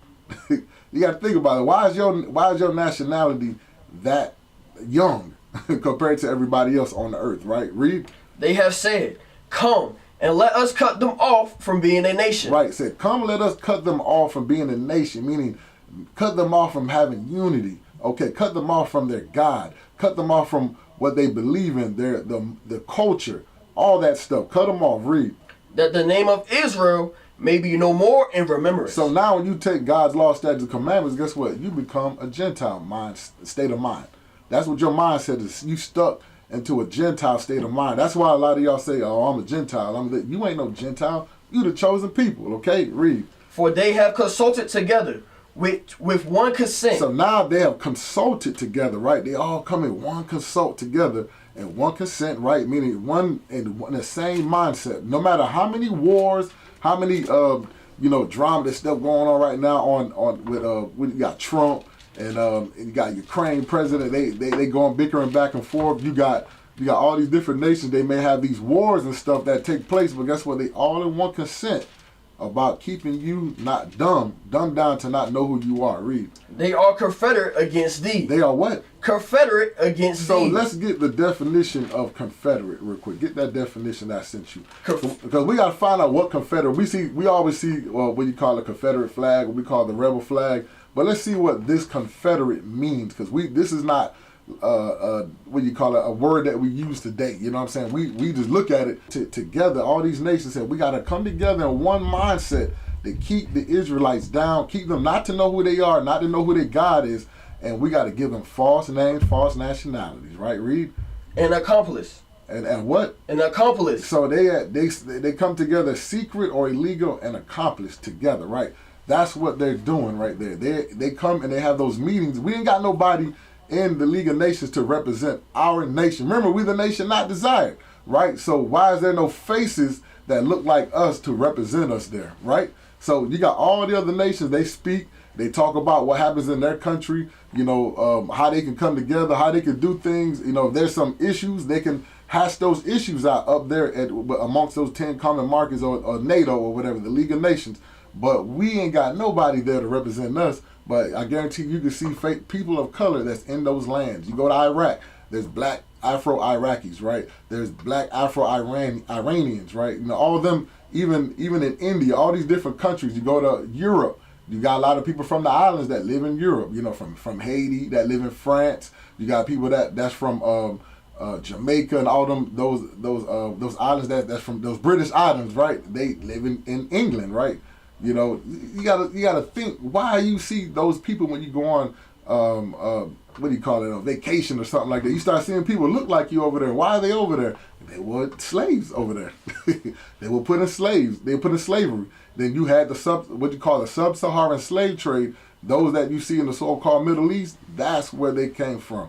They got taken by foot and walked over by foot. Some took them by ships as well and took them to India. And even you go to the Philippines, all them different countries, guess what? We got people scattered all over there. Like the bishop and them find our brothers and sisters in Papua New Guinea, right? You go ahead, obviously. Yeah, they have even today, right? A lot of people like chocolate, like the candy chocolate. Yeah. A lot of people like chocolate. They have this documentary I suggest y'all watch called The Dark Side of Chocolate. It's by Sterling Documentaries. The Dark Side of Chocolate. The Netherlands and Germany, Germany primarily, buy the most chocolate from Africa, right? And then they like what is 199,000 tons of cocoa beans or something like that they get, and they bring it up there. But this is where it comes into what you're saying. They have a lot of human trafficking that they do when they go over to the west coast of Africa, right? And they get them and they pay some of the villages there over there in Mali and in Ghana and the Ivory Coast, and they grab them and bring them over to their I don't know what the name of the actual thing. I guess the cocoa leaves or whatever. Yeah. Oh, you talking about for chocolate? The fruit. It's like a fruit called a the cocoa plant. Yeah. Not the leaves. The cocoa plant. The leaves. That's another plant that they make cocaine out of. Okay, Yeah. I'm thinking about chocolate. That's what I'm trying to think. So they bring them to those plantations and force them to do labor with that. And then that chocolate that Germany's buying 199,000 tons of, they have forced slave labor that they human trafficked. So that's even going on today. That's that crafty council right there. Yep. Hey, and our people, look, we eating the chocolate. We go there. You think about it. You got a famous you got Hershey chocolate. You got what's that? It's a place in Pennsylvania. I'm trying to remember. They call it what is it, Hershey Park or whatever. You know. In Pennsylvania. In Pennsylvania up that way. So I mean, you got all that stuff, all that chocolate. Guess what? They get it off the backs of our people. You know, like when you just bring it out. You know, a lot of our people don't know there's a lot of human trafficking taking place, and they sending the people over there to work hard labor all day, all night. You know. Picking the chocolate from that cocoa plant, okay? But go to I want you to go back to what we were just read there real quick in Psalms 83. You got that for me, Ben? Yes, sir. This is the book of Psalms, chapter 83 and verse 5. Mm-hmm. For they have consulted together with one consent. They are confederate against thee. So now we know what that confederate meaning. They all in one consent in mind to keep the Israelites, keep the blacks, Hispanics, and Native Americans down. Think about why are we the biggest consumers here in America, right? Or wherever we live at, wherever we scattered about, we are the biggest consumers all over the world, right? So let's find out who's in charge of all this stuff. Read verse 6. The tabernacles of Edom. Right, the tabernacles of who? Of Edom. Right, so now who is Edom? You know what I'm saying? The biblical name of Edom is the so-called the Caucasian race, right? That's their biblical name. Their forefather name was Esau. Esau's name was changed to Edom, okay? And his people became the Edomites. Read. And the Ishmaelites. The Ishmaelites. That's the Arabs today, okay? That's when we said we got people over there in Iraq and Iran, even Saudi Arabia. You know, they still got a slave trade going on right now. You know, we might say human trafficking, but really slaves.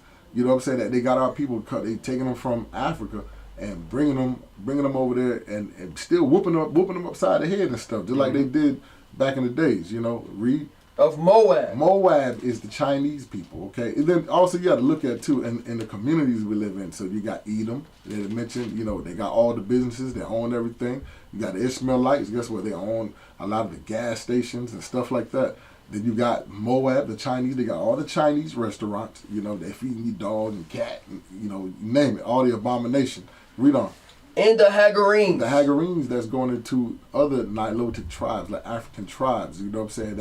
That is actually native to that land, okay? Though they're not the same people, okay? The Hagarenes, read. Gebal. Gebal is more African nations, okay? This is like going into, you know, the ancient Egyptians, like you would see some of the people, the Sudanese and the Watusis in them, right? Read.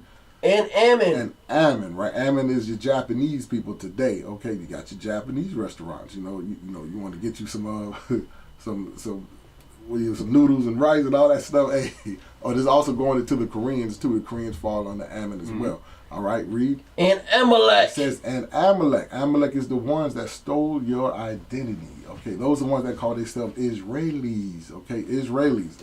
Okay, that's what that's going into. Those are not God's chosen people. Read. The Philistines. The Philistines. These are more, those going into like the people in Palestine today. Okay, read. With the inhabitants of Tyre. Tyre is, that's more like another land that's, I want to say that's outside of Israel today. Read. Asher. Talking about Ashur. Also is joined with them. Right, Ashur is what you call the Kurds and the people up in Turkey today. Okay, that they live in like we call the northern part of Iraq and northern part of Iran and all that. All up in that area, those are called Ashur. Those are your Kurds, and that's why those don't get along with the ones in the south. The ones in the south are your Chaldeans. Okay, read. They have hope in the children of Lot. Right, Lot. That's going into more of the Asian nations. You know what I'm saying? That goes into like what it was talking about the Chinese and all them. So you got people in Vietnam and Cambodia. Not the not talking about the ethnic people that's there, but you got people that invaded there during the time. That's where they had that Vietnam War. So it's going into them. Those people they came from China. Okay, there was a different tribe of them, but they came down there and invaded. But it's going into all them as a confederate against us to keep us down. Okay, to keep the children of God down. Why? Because they jealous. They ain't the chosen people. Okay, you gotta remember, we didn't choose God. God chose us. Give me that in Deuteronomy 7:6 real quick. So we got to prove, who is the chosen people? Everybody's not chosen. Okay, so because Abraham had a lot of kids, but we got to find out who is the chosen people from Abraham. Read what you got. This is the book of Deuteronomy, chapter 7 and verse 6. For thou art an holy people unto the Lord thy God. So we are holy people unto the Lord thy God. I mean, holy mean to be separate. Okay, read. The Lord thy God have chosen thee to be a special people unto himself. He said, I've chosen you to be a special people to me. Okay, just like you woke up this morning to put on the outfit that you have on, to put on a certain hat or shoes, you pick that particular clothing item for that day. You know what I'm saying? Or you may have multiple cars. You say, I chose this car to drive for my Saturday car or Sunday car or whatever.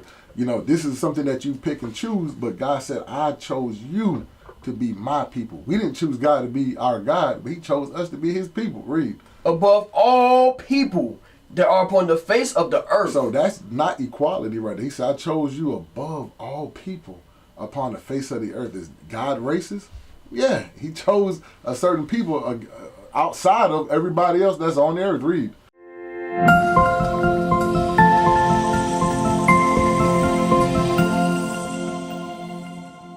But because the Lord loved you. Because who? Because the Lord loved you. But means only because God loved you. Israel, you blacks, Hispanics, Native Americans, read. And because he will keep the oath which he has sworn unto your fathers. Right. Who's our fathers? Abraham, Isaac, and Jacob. Okay? So that's what he's going into. I swore oath to your fathers. You know what I'm saying? That you're going to be my people. You're going to inherit my land. Remember, he showed them in a vision, said, you're going, all this right here, I showed to your father. And guess what? Your children, your descendants, that I'm going to choose, they're going to inhabit all that land. Okay? All this, I'm going to give to them. Okay? By inheritance. Okay? I'm going to touch on that as well. Read on. Have the Lord brought you out with a mighty hand. Right, so we were brought out of Egypt, out of the mighty hand of who? Of the Lord. And redeem you out of the house of bondmen. The house of bondmen, right? Meaning what? Was more to it in there? Yeah. Read. From the hand of Pharaoh, king of Egypt. Right, because remember, he took us from Pharaoh. You know what I'm saying? That was another dark-skinned nation that oppressed a dark-skinned nation, the Israelites. Okay, so with two different nations. And the proof is, everybody know the ancient Egyptians were dark-skinned. That's your Watusis and your Sudanese and all them today, right? Or those Nilotic tribes. They still there in the land. They black as, they dark as I don't know what, extra dark chocolate. Right. You know what I'm saying? So if Moses could be the Pharaoh's grandson, that means Moses had to be dark.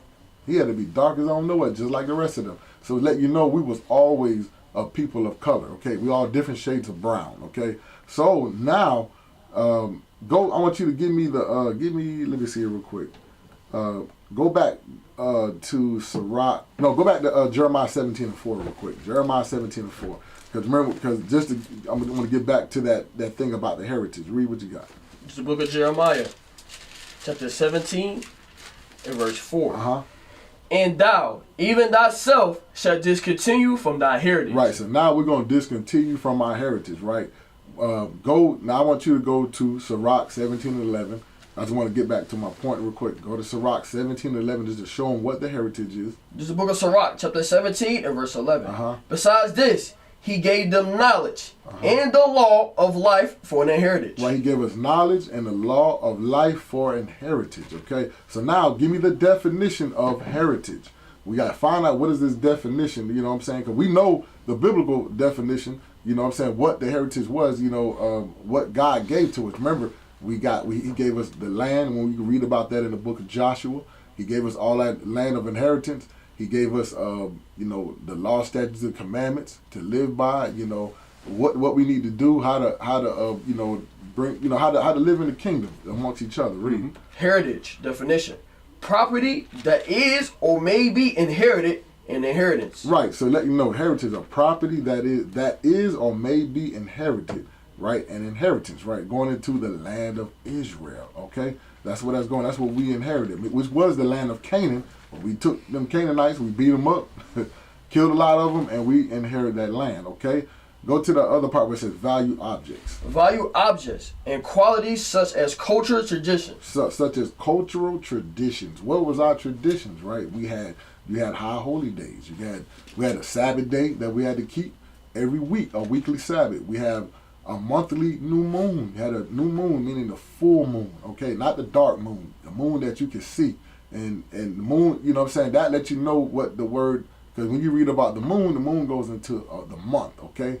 And that's how they will symbolize it, let you know that's the first and the beginning of the month, okay? Not a dark moon, because you can't see that. Think about a young child, and when a young child see a moon full, he or she going to point at that thing and say, ooh, look, mommy, look at the light, look at the moon there. It's going to catch their attention. If it's a dark moon, it ain't going to catch their attention. Why you think the wolves howl at the moon? Why you think the coral reefs are active during a full moon? Why the waves roar during a full moon? Okay, so now read that other definition there real quick, where it talks about more of that value objects. Start there. Value objects and qualities such as cultural tradition, Read. unspoiled countryside, and historic buildings that have been passed down from previous generations. Right. So this is a generation thing. Remember, from Abraham, from Isaac to Jacob, his 12 sons, which makes up the 12 tribes of Israel. All we supposed to be keeping these things as a tradition. Like we got the fringes, the law of fringes, right? That we supposed to have that. You know, that's what these fringes are here on the bottom of our shirt. That's you see the so-called Native Americans, right? Today they have that tradition, but they don't understand why they wear that. So right, real quick, let's get that. I didn't have it in my notes. Give me that the law and fringes. You know what I want in numbers. You got that Numbers. 15. Yep, 15:38. This is the book of Numbers, chapter 15 and verse 38. Read. Speak unto the children of Israel and bid them that they make them fringes in the borders of their garments. So this is a law that was given to the Israelites. He said, bid them. Bid them means to command them to make them fringes in the borders of their garments. Because when you read the history above, there was somebody that broke the commandments, okay? So they had to put him to death. So the Most High said, guess what? I'm going to impute and put this in the children of Israel to also to separate y'all from the Egyptians. Because at the time we was in the wilderness, we left Egypt, we was wearing Egyptian clothes. We was wearing them man dresses and stuff like that. We was wearing the same thing that the women were wearing. All of us had mini skirts on, you might as well say. Or I'm going to just say skirts. So we was dressing just like them, but God said, no, I want y'all to be different from them. And you're going to dress like me. Read. Throughout their generations.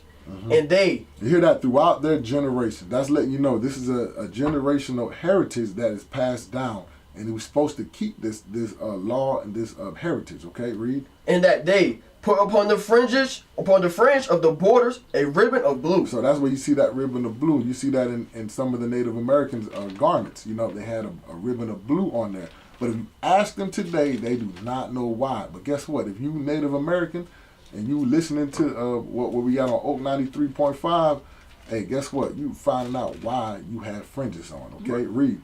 And it shall be unto you for a fringe, that you may look upon it and remember all the commandments. You hear that? We got to look upon this thing to remember all the commandments. You know, there's so many laws, statutes, and commandments that we have to do, but this is a reminder to keep you from sinning. Read. Of the Lord, and do them.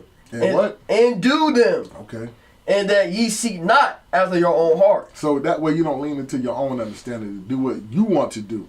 To think what you, because you're going outside of God when you try to lean into your own understanding, thinking you right. Read. And your own eyes, after which you used to go a whoring. After what you used to go a whoring, because you will lean off. If you fall out the truth, you know what I'm saying? We tell everybody, you fall out the truth, you don't fell out of life. You know, you ain't the same. And guess what? You're going to resort back to your old vomit. Read.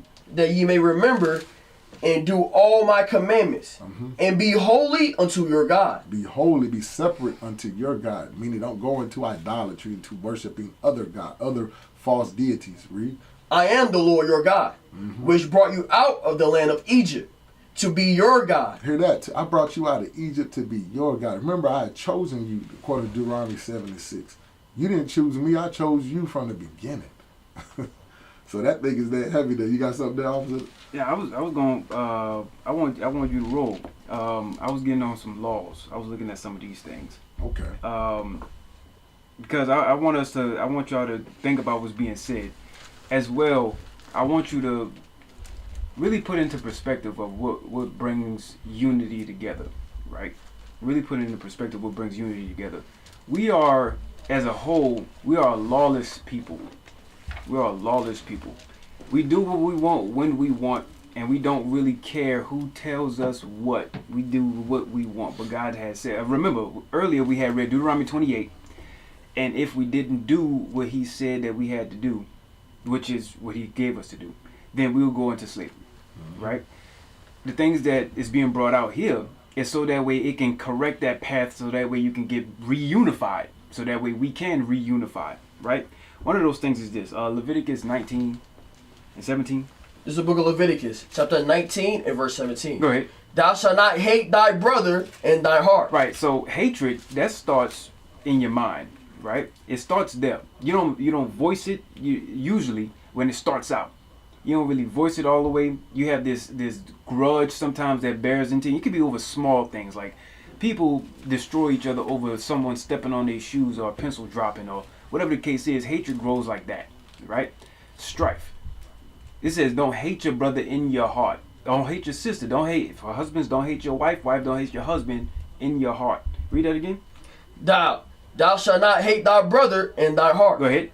Thou shalt in any wise rebuke thy neighbor. If you see your brother or sister going off, correct them. Check them on what they're going off on. And now all correction, but depending on how you do it, doesn't always have to be like hard, right? It can be, you probably shouldn't do this, that, and the third. Sometimes you do have to come at them sideways and be like, hey, look, you know, like just if a car was about to hit them and you yank them out the street. If their arm broke, at least they're alive. You still have to give it to them like that. Rebuke is good, so that way we can unify. Go ahead. And not suffer sin upon him. And not let them keep doing what they're doing. I'm going to give you a good one. Like, for example, right? Leviticus 18, jump back one chapter and read verse 22. This book of Leviticus, chapter 18 and verse 22. Now, this whole chapter in particular, chapter 18, goes into the laws of uncleanness and fornication, right? Go ahead. Thou shalt not lie with mankind. And adultery. But go ahead, read it again. Thou shalt not lie with mankind, right, as with womankind. Why? It is an abomination. You need to rebuke that, right? You need to be able to rebuke that if you see your brother, your sister going off. It's not, oh, I can do what I want. God understands my heart. Well, He knows your heart is desperately wicked. How about that? He knows that your heart is desperately wicked and you do what you want. That's why He gave you commandments to say, don't do this. Go back to Leviticus 19 now. This is book of Leviticus, chapter 19 and verse 17. Go ahead. Thou shalt not hate thy brother in thy heart. Read. Thou shalt not in any wise read that again. It says, thou shalt in. Thou shalt in any wise rebuke thy neighbor, and not suffer sin upon him. Read. Thou shalt not avenge, nor bear any grudge against the children of thy people. So you shouldn't avenge the children, like take it upon yourself to avenge, nor bear any grudge against the children of thy people. Oftentimes when I read that part right there, I think about somebody. Let's say you are out in the streets. You grew up in the hood. You grew up in the streets, and whether you were in gang activity or not doesn't really matter. But one of your boys, one of your girls wound up getting killed, right? Wound up being unalived, as some would say, right? And then now you and your boys or whomever else go and try to get revenge on whoever else did it. All you're doing is furthering blood. All you're doing is just furthering the problem, because now who you just went go get a hit out on, who wound up doing hurt to you, now they're gonna want to do retaliating and do the same to you, and this is just gonna keep on going back and forth. That's where here we are today. It's that get back spirit. Yeah, it's that get back. We gotta stop that. Understand this. Nobody dies without the Lord say so. Even if you know who the person, like for example, finish this. I'm gonna give another scripture. Finish this. But thou shalt love thy neighbor as thyself. Love your neighbor the same way you would love yourself. But the problem is, a lot of us don't love self, so we treat our neighbors like crap. We don't know self, so we treat our neighbors like crap. We think the problem is we worship a God that doesn't look like us. So we see little worth within ourselves.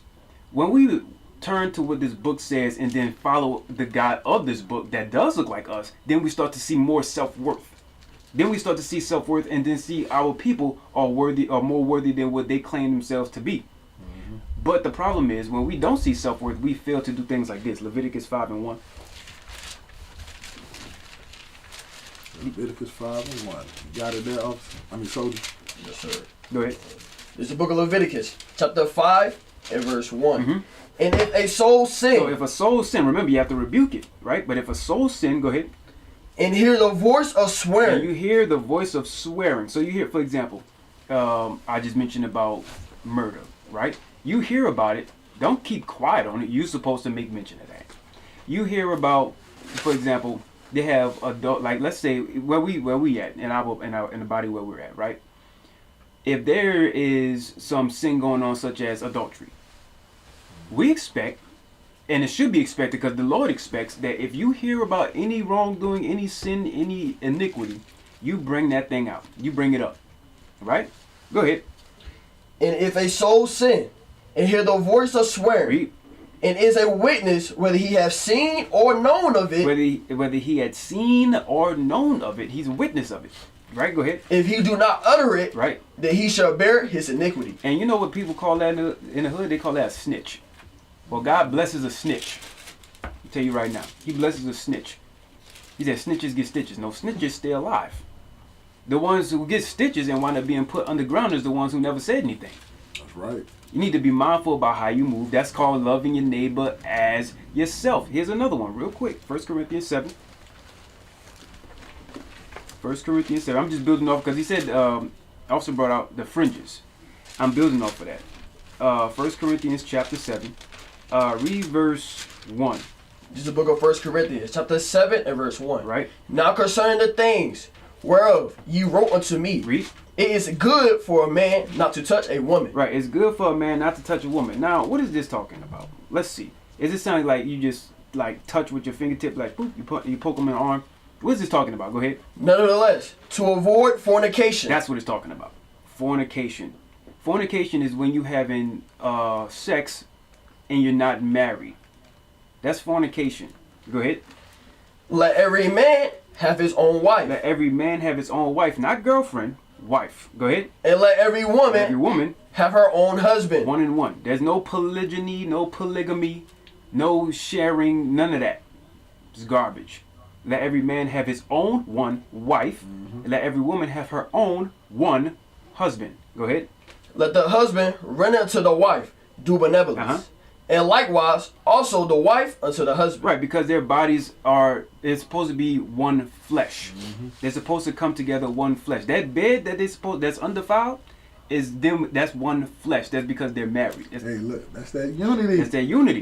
That's that marital unity. But that's the topic, unity. That's it. Go ahead. The wife have not power of her own body, but the husband. Right. The wife doesn't have power of the body, but the husband. So whenever he wants, he can. Go ahead. And likewise, also the husband have not power of his own body. Go ahead. But the wife. And whenever she wants, she can. Go ahead. Defraud ye not one another. Don't defraud one another. Don't.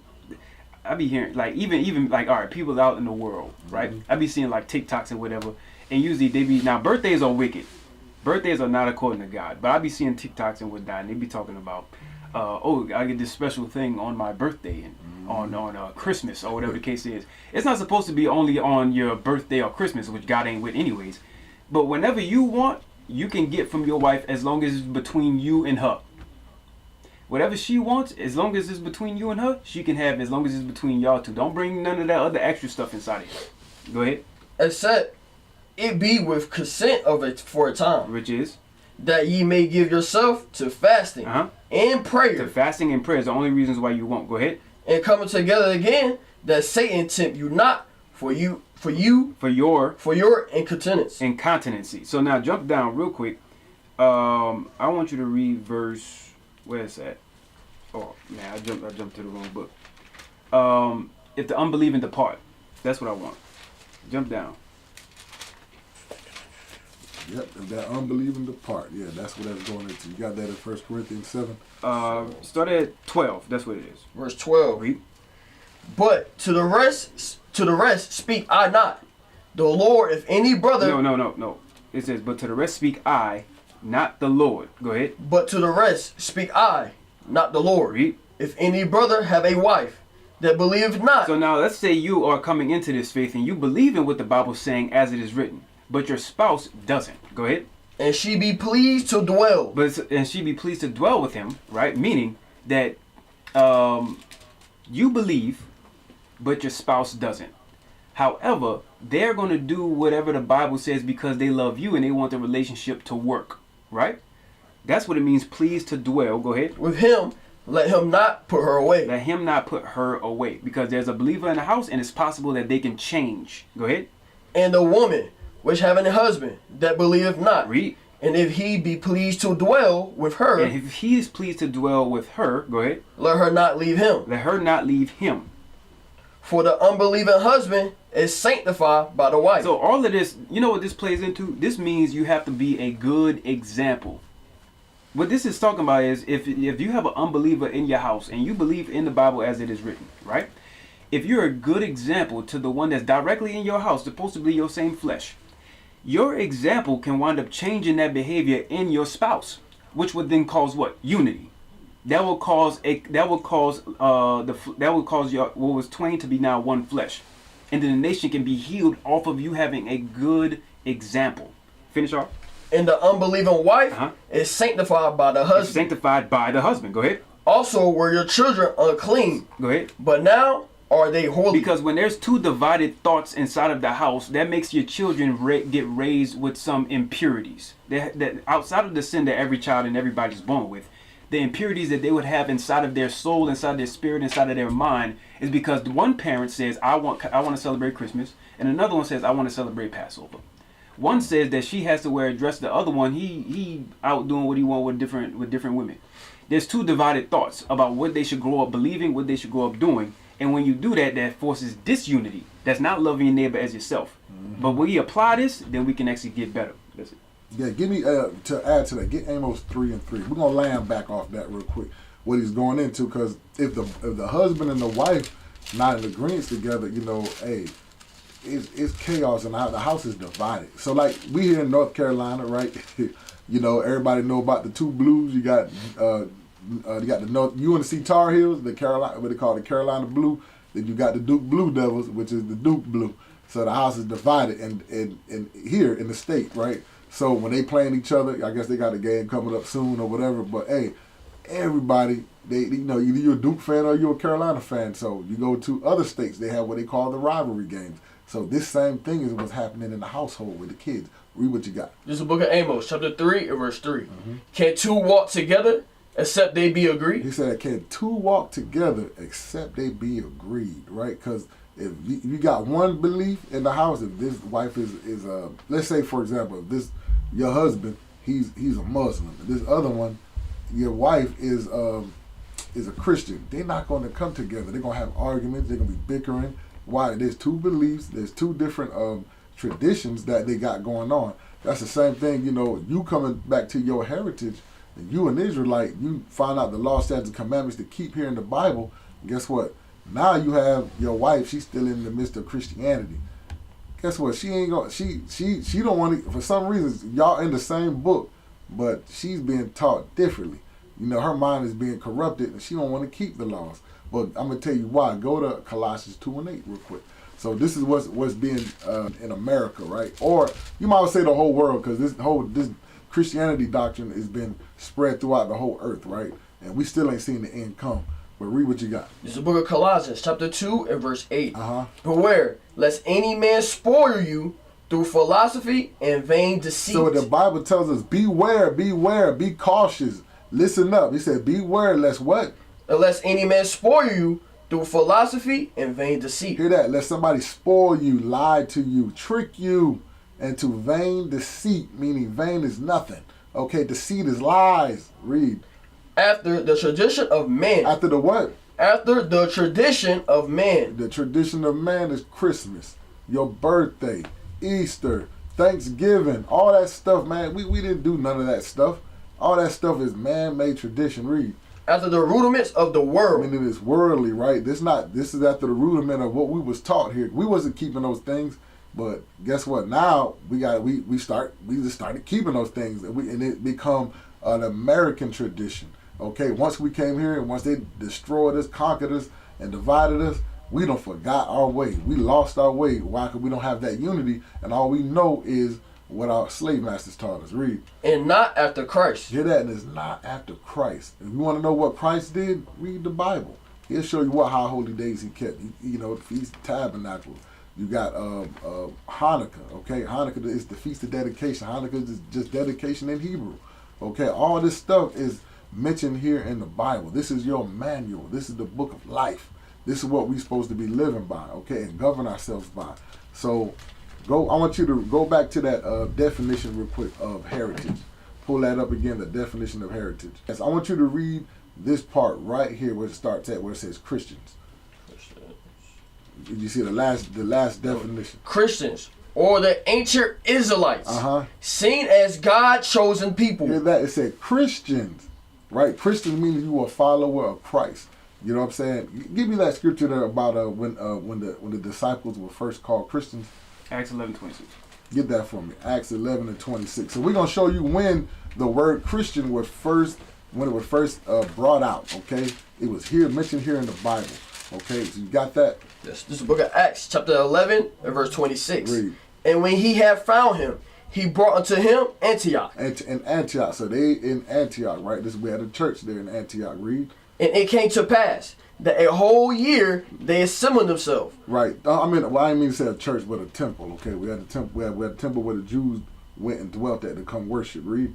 With the church and taught much people. And the disciples were called Christians first in Antioch. Hear that? The disciples were called Christians first in Antioch. Christians meaning you a follower of Christ. Okay, they were teaching the doctrine that Christ taught. Okay.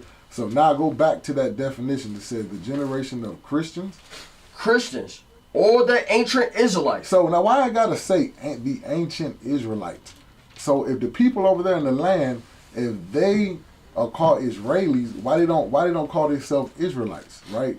And they all call themselves the Jews, but they don't know what tribe they're from. There's 3 tribes that make up the Jews: Judah, Benjamin, and Levi. Okay, they don't know which ones they are. Then they don't know where the lost 10 tribes are at. No, we know, the Bible tells us, but they don't have the understanding of that. All they go by is that Kabbalah, the other book they got? Kabbalah, I forget, it's another little book they have. The Talmud, yeah, the Talmud book. The Talmud, that's what they go by, that book. That book is not biblical, okay? That's a book of witchcraft. All right, so it's telling you, says the Christians or the ancient Israelites. So let you know they're different and making a difference between them over there in the land and talking about the true Israelites in the Bible, right? Read. As God's chosen people. Seen as God's chosen people. Well, we read it Deuteronomy 7:6, okay? So now we got this right. Let's find out what took place. What happened? I want you to go to Luke chapter 21 and start at verse 20. Luke 21 and 20. So there's something that happened symbolic in his army, okay? This is when the Romans came and they besieged Jerusalem, okay? And they surrounded them. You see the Roman armies come and read. Then know that the desolation thereof is nigh. So the desolation meaning is near. The desolation meaning the destruction is near. What I prophesied and told you how the temple going to get torn down and everything, all this stuff about to take place. Read.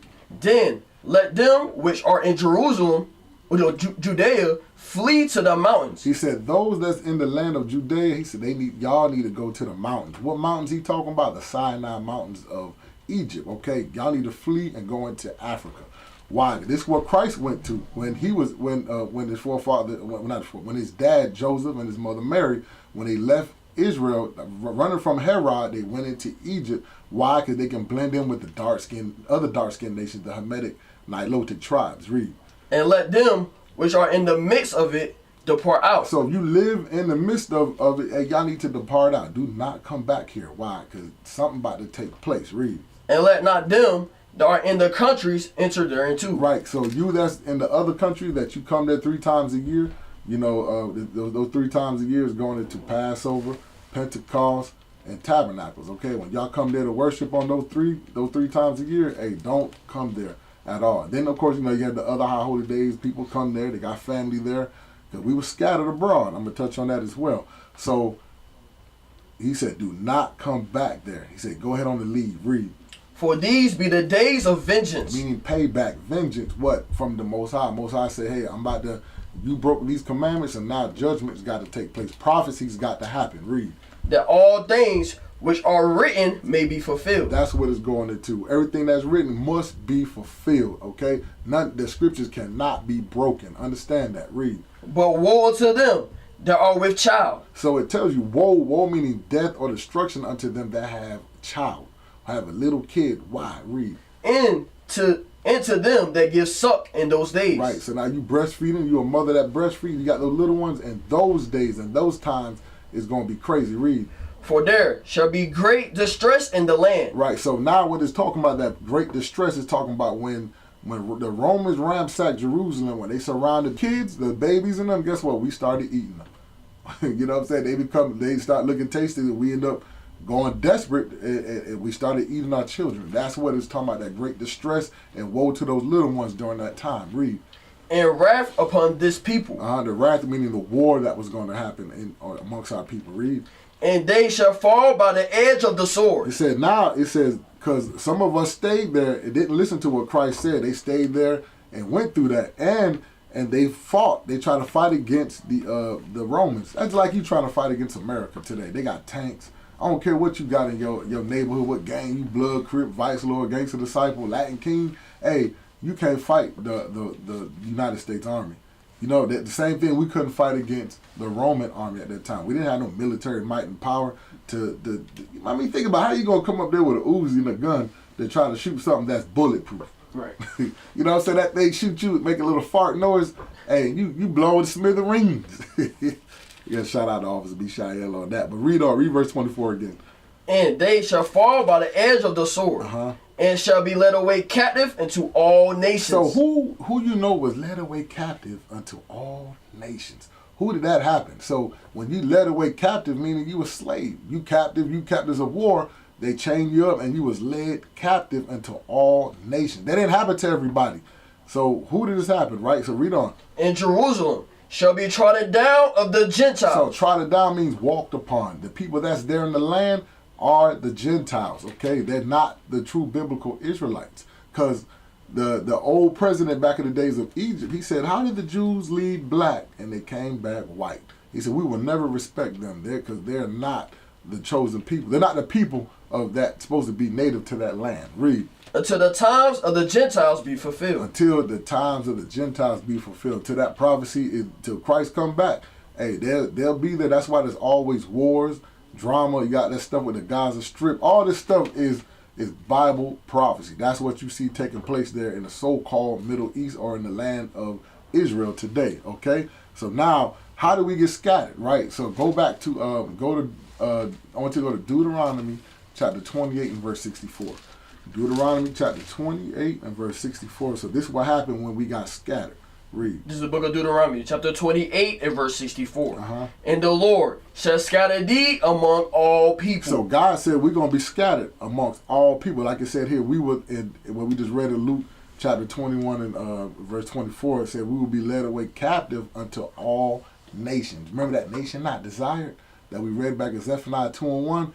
That nation not desired, you're going to be led away captive. That crafty counsel. Okay, you're going to be separated, broken up. You're not going to be unified or have that unity. So while you're amongst there, guess what? You're going to get scattered. Read. And the Lord shall scatter thee among all people, from the one end of the earth even unto the other. So as we came from the eastern hemisphere all the way over here to the western hemisphere, or some of us that was here, the native tribe from the western hemisphere, got taken over there to the eastern hemisphere. Like you read about Pocahontas and all this. That was a real she was real, and she got took it over to Europe, you know what I'm saying, in slavery. Some of us got taken back to Africa, but you know, in slavery. It's a lot of crazy mess that took place, man. It was big business. These ships are going back and forth, and people was at the bottom of that thing, right? So and they have in North Carolina, they have a book. I forget the name of the book exactly, but they had on the Outer Banks, they had shipped a lot of Puerto Ricans from here in South Carolina and shipped them down to Puerto Rico. Uh-oh. You had a lot of people that was here, they got shipped down to Puerto Rico and then further from there. Hear that all throughout the Caribbean islands, man. That was some big business. And like, you know, you got people that came from that was in Haiti, that were slaves there. Some of them got taken to what you call Charleston, South Carolina. You got Barbados, those islands that we tried to tribe Benjamin. They got sent to work on them rice plantations as well in Charleston, South Carolina. I'm just showing you there was all type of stuff taking place amongst our people. We the ones that fit these curses that we reading about. Read. And there thou shalt serve other gods. So wherever that shit docked at, and whoever your slave master was. So if your slave master was in Catholicism, guess what? You became that. You was a part of that religion. You was doing Catholicism. If your slave master was a Baptist, like most of us down here in the South, guess what? You became Baptist, okay, or Mormon. You name it. Of our people in the so-called Middle East, guess what? They became Muslims. They became, start worshiping in Islam, so they became Muslims, okay? And in East India, Hinduism, Buddhism in China, all that. We built the Great Wall of China. We did all that stuff as slaves, right? So read on. Which neither thou nor thy fathers have known, even wood and stone. Our forefathers didn't know that, right? So the two biggest religions they're talking about, wood and stone. The wood is going into the cross, the Christian cross. A lot of our people worship that thing, bow down to that. Then it goes into the stone. That's the Kaaba stone that you see in Islam. Our people in the what you call Nation of Islam, or they or I guess what you call it, they go into the real Muslim of Islam religion, and they go there and make a hajj and all that stuff. They go walk around a big old stone and they kiss it and all this stupid stuff, do all these rituals that goes into idolatry. Remember, it tells us don't bow down to no graven image, like it tells us in Exodus chapter 20.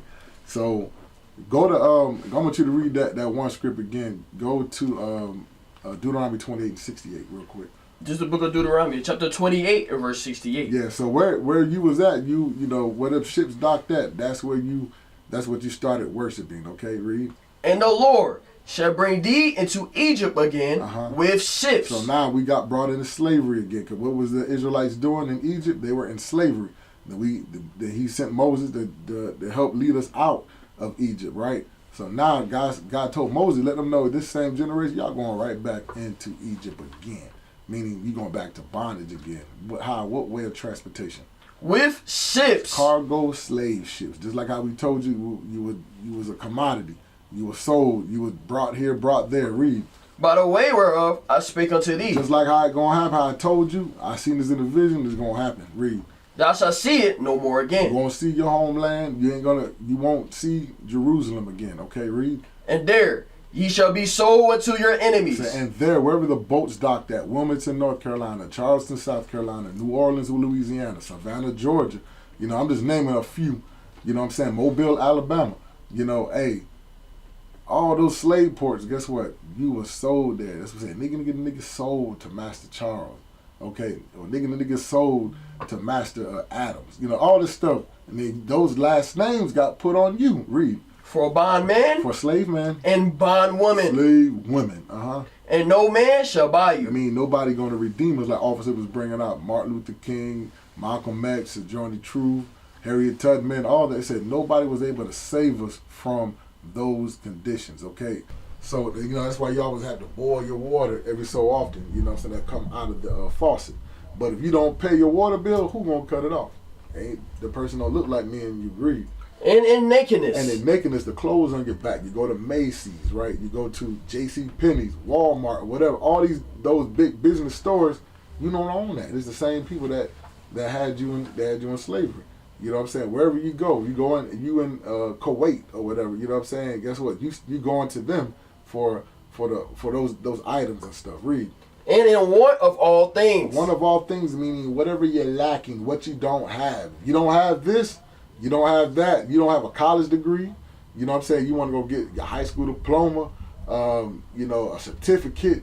You think about it, even when you die, before you die, when you're born here, you got to get a birth certificate, you got a death certificate. But you still got to go through that system to get all those, those things from that same man, right? Read. And now it tells you, and he is the subject of the matter. And you're gonna serve your enemy, and he, that same man, read. And he shall put a yoke of iron upon thy neck. So you can see that there's movies, there's books, documentaries, pictures, and you name it, that you had yokes of iron upon your necks. Okay, meaning you like you had a collar on there, yoke of iron. You couldn't go nowhere. You seen the movie Django. You seen the movie 12 Year Slave or Roots, read. Until he have destroyed thee. So now those chains and all that stuff come off your neck. The yoke of iron come off until he had destroyed thee. When he spiritually, physically, mentally destroyed you. Now you don't have no unity. Now you're dependent on him. He like, you know what? He ain't gonna do nothing. We ain't gotta worry about him. He ain't gonna attack us. He gonna attack himself. We taught him how to hate himself. So now they grudge against each other. Mm-hmm. They do evil. Hey, all this stuff takes place in our community. That's why there's a lot of gentrification taking place, because we don't take care of our community. If we took care of our community, then the price value wouldn't drop, and then they buy it up and that market that value up high. Then now you can't pay the rent in that area. Now you got to move on the outskirts. It'll kick you out, right? Read. The Lord shall bring a nation against thee from far. Right, so he brought this nation against us from far, right? So they came from when they came to the west coast of Africa, they came from Europe, right? That's a good little ways, to sail down there. Read. From the end of the earth, as swift as the eagle flight. Right, so even when they came over, when you watched the movie Apocalypto, remember they was coming with ships, right? They had crosses and stuff, so they came all the way from the eastern hemisphere all the way to the western hemisphere. They came looking like they came peaceful, but they had evil in their mind. They said, but like war was in their heart. I know we run out of time, but war was in their heart. I would like to bring the scripture, but that's what their mindset was. We're going to come in here. We're going to invade the land. We're going to force our doctrine. We're going to put our laws and everything. We're going to make treaties with them, but we're going to break them. Read. A nation whose tongue thou shalt not understand. So when they came, remember we were speaking Hebrew on this side of the world. They were speaking Hebrew in the west coast of Africa, or in the north part of Africa, even in Europe, because we ruled Europe for over 1,000 years. That's why it's called the Dark Ages. That's why you don't read about it, because the Moors ruled. The Moors were the Israelites. Okay, the word Moor just means black. It's a Latin word from Moreno. Or More, whatever. All that just means the blacks. And we didn't call ourselves that. They call us the Moors, because it's a Latin word. That's what they called us. Okay, we didn't say we knew we were Israelites. You know what I'm saying? We knew who we were, but they said those are the Moors. And that's why during high school, when you read, you got your in literature, your literature class, we always read about the Renaissance period. Renaissance meaning rebirth. Look it up. Look these things up. This is right after the Dark Ages. This is when they came back in power, and they the ones that teach you about that. They won't go further back. So, but they got history books that'll show you what happened, what was taking place. But guess what? Those history books are worth a lot of money right now. What you got there, officer? Nah, hey, that was it. I had said my point about those laws. Make sure you keep those laws so that way you know exactly what you need to do in order to reunify. All right. This ain't gonna be the first time that we actually touch on some of this stuff, and God will, it won't be the last time that we here. So we're gonna definitely have more to talk about. You know. Right. So, like, right here, we're going to end it right here. I'm going to give you the credentials. You know, we IUIC Raleigh. You can email us at iuic.raleigh.nc@israelunite.org. Again, iuic.raleigh.nc@israelunite.org. Or you can contact us at 855-484-4842, extension 7098. Again, 855-484-4842. Extension 7098. We do have a school. You want to come learn? Hey, contact us. Reach out to us. We'll be more than pleasure to have you come on out there to get built up, to learn and find out more about your history. What is a nation? Nation is family. Nation is community.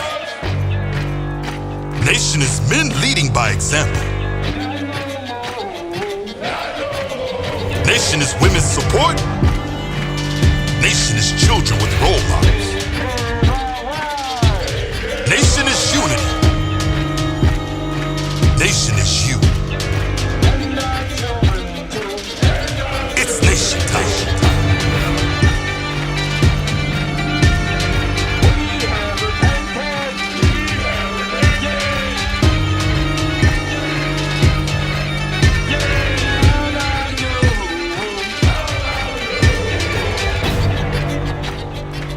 And finally, my brethren, be strong in the Lord, His word.